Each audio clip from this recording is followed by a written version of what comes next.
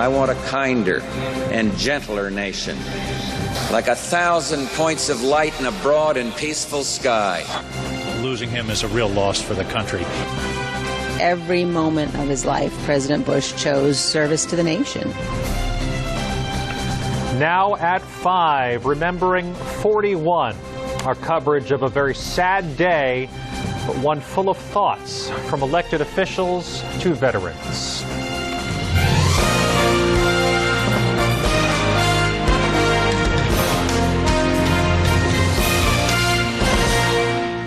For Sharon Stone tonight, I'm Eric Levy. Thank you for joining us here on Spectrum News 13 on a very sad, sad day as we lose the 41st President of the United States, George Herbert Walker Bush. We will continue to have our coverage, share with you some memories from elected officials all the way to veterans on a very, very somber Saturday across the country.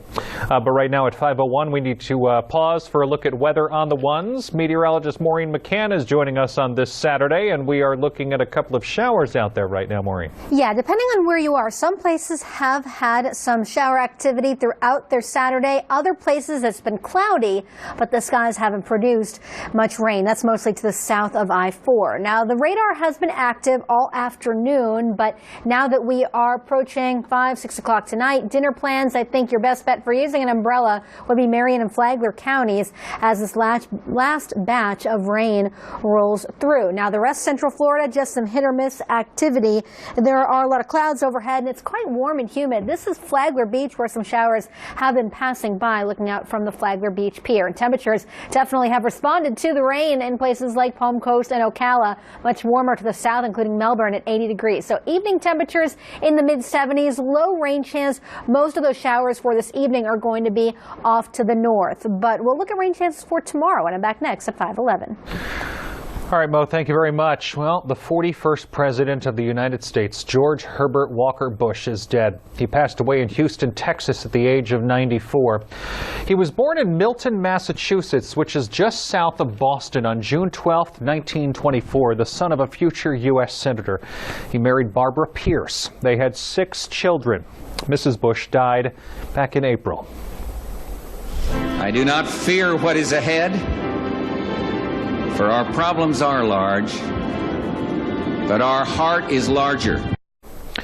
We have team coverage tonight in Washington, D.C. and from Houston, Texas, where the Bush family has lived for decades. Spectrum News 13's Kim Hutcherson has a closer look at how Bush 41 is being remembered in his home state of Texas.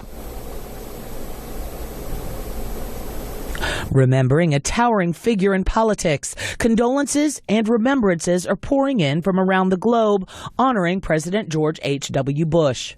Read my lips. No new taxes. The leader of the powerhouse Bush political family passed away Friday in his Houston home, where a memorial is now growing outside. He had a good life, but it's still sad. He was the first president I had ever voted for. World leaders and politicians are sharing heartfelt memories of the World War II combat pilot. He was the father, or one of the fathers, of the German unification, and we will never forget that. At the G20 summit in Argentina, President Trump announced he's attending Bush's memorial service in Washington, D.C., and praised the 41st president for his commitment to faith, family, and country. He was a very fine man. I met him on numerous occasions. He was just a high-quality man who truly loved his family. Granddaughter Jenna Bush Hager posting this picture on Instagram, writing, "I will miss him desperately, but so happy he and my grandmother are back together." Former President Barack Obama also remembering Bush's life and legacy, tweeting, "America has lost a patriot and humble servant." Former President Bill Clinton writing, "Hillary and I give thanks for his great long life of service, love, and friendship." There are also personal stories from those who worked in his administration. He would always say, we're going to do this together. Here's what we're going to do as a nation. I'm Kim Hutcherson reporting. Well, the president has declared a national day of mourning for this Wednesday to honor the life of George H.W. Bush. Spectrum News 13's Washington bureau reporter Kevin Fry with a look at how Washington is remembering the former commander-in-chief. protect, and defend. Statesman, diplomat, patriot, just some of the words used to describe the 41st president. The news of the passing of George H.W. Bush uniting a divided Washington in admiration.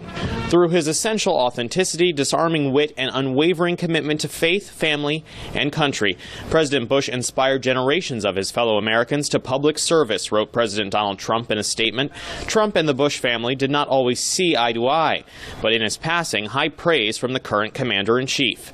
Democratic leader Nancy Pelosi also weighed in, saying, "We will all remember his great humility, unwavering compassion, deep faith, and extraordinary kindness in and out of the political arena." Bush called the White House home at a time when the world was changing. The Cold War ended, the Berlin Wall came down. As our 41st president, George Bush brought clear-eyed, principled leadership to a nation and world in transition, wrote Senate Majority Leader Mitch McConnell. Looking past the party lines that have come to define this city, in the later years of his life, Bush struck up a close friendship with the man who beat him in 1992, Bill Clinton. The two traveled together, including heading to Southeast Asia after the 2004 tsunami. Clinton wrote, "Few Americans have been or will ever be able to match President Bush's record of service to the United States and the joy he took every day from it." Bush devoted more than 70 years of his life to serving his country, starting with his days in the Navy during World War II. In a tweet, the Navy said farewell to the aviator. "Fair winds and following seas, sir. We have the watch." In Washington, Kevin Fry, Spectrum News. Well, Mr. Bush will lie in state in the nation's Capitol Rotunda on Monday through Wednesday of this coming week, of course, ahead of an expected funeral service at the National Cathedral.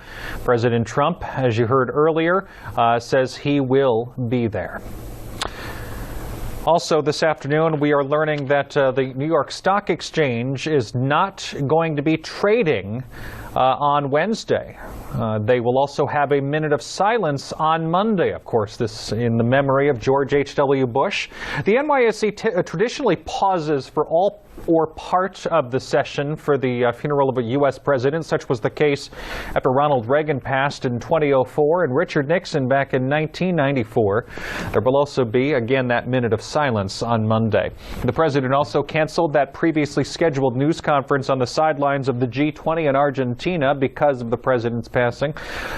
He tweeted this morning, "I was very much looking forward to having a press conference just prior to leaving Argentina because we had such great success in are dealing with various countries and their leaders at the G20. However, out of respect for the Bush family and former President George H.W. Bush, we will wait until after the funeral to have a press conference."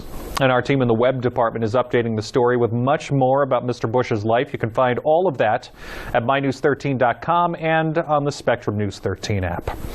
Well, happening now, the AAC Championship UCF Knights taking on the Memphis Tigers. As you can imagine, lots of excitement on campus and wherever people are watching the game. Spectrum News 13's Matt Fernandez is outside Spectrum Stadium. This game, Matt, means so much more to fans who are colorfully supporting Mackenzie Milton, actually.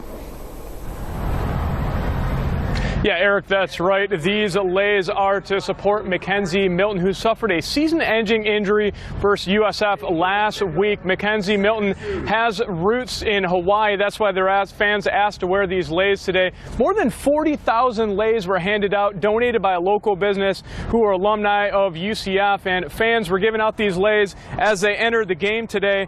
And fans I spoke with really pumped about the championship game as UCF looks to push its undefeated win to streak to 24. I've got my Hawaiian shirt on, I got my UCF logo, I got my tin Hana on there celebrating Mackenzie Milton. We're ready to go. First and 10 Tigers. And I'm looking at the scoreboard right now. We're in the second quarter. UCF is trailing right now 31-14 to Memphis. Hopefully they can make a big comeback and get the victory. Tomorrow is Selection Sunday. They will find out what bowl game they go to. Live on the UCF campus, Matt Fernandez, Spectrum News 13. All right, Matt, thank you very much. Seminole County Sheriff deputies searching for two men in connection to a deadly shooting early this morning in Sanford. A person was killed, another hurt inside a home on Sanford Avenue. We have some information from the sheriff's office. We know that the argument that erupted broke out between four males that were visiting the home. One is now deceased, one is being treated for injuries at the hospital, and the other two have fled. But everybody has been identified, so the public is not in a great danger at this point. Investigators say the suspected shooter and the other men left have not yet been located at last check. One person dead after a crash in Orange County. Florida Highway Patrol telling us it happened around 4 a.m. on Winter Garden Vineland Road. Investigators say a person had just gotten into a crash with a motorcyclist. When he got out to check on that biker, he was hit and killed by another vehicle. The motorcycle rider was taken to the hospital and treated for injuries. A fiery crash in Fort Lauderdale, a fiery plane crash. That small plane went right into a warehouse. We're told it happened near the Fort Lauderdale Executive Airport. Reports were coming in of heavy fire and smoke. And you can see what's left or not left of that plane, and the back of that warehouse right there, blackened by the fire. Firefighters telling the South Florida Sun Sentinel a woman was removed from the warehouse building on a gurney. No details on what caused that crash at this point, and we will keep you posted, of course.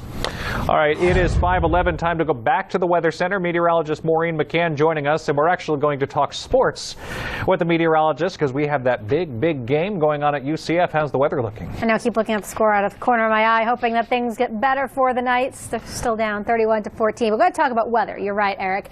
And there are...